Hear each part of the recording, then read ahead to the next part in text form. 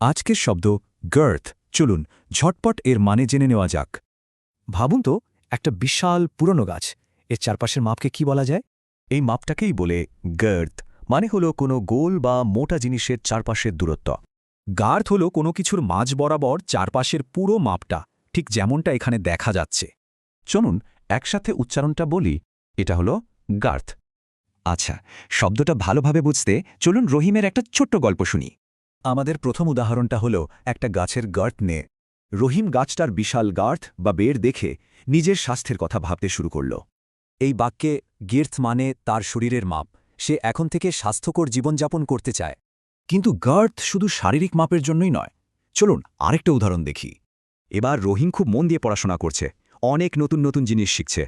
এখানে গার্থ মানে জ্ঞানের পরিধি বা বিস্তার, যা অনেক বড় হয়ে গেছে। মজার ব্যাপার হলো বেশ্যার জগতেও কিন্তু গার্থ শব্দটা ব্যবহার করা যায়। রহিম এবার একটা সফল কোম্পানি নিয়ে পড়ছে, যেটা বাজারে অনেক প্রভাবশালী হয়ে উঠেছে। এখানে গাথ মানে হল বাজারে কোম্পানির বিশাল আকার আর প্রভাব। তো সবচেয়ে জরুরি হল জানা কখন আর কিভাবে শব্দটা ব্যবহার করতে হবে। গাছ বা বাক্সের জন্য এটা সাধারণ, কিন্তু মানুষের শরীর বোঝাতে এটা সাবধানে ব্যবহার করা উচিত। তাহলে জির্থের তিনটা মানে শিখলাম: শারীরিক মাপ, জ্ঞানের পরিধি আর ব্যবসার প্রভাব। এবার নিজেদের পরখ করে নেওয়ার পালা। চলুন শুরু করা যাক। শব্দটা মনে রাখতে এমন একটা জিনিসের কথা ভাবুন যার গার্থ বর্ণনা করা যায়।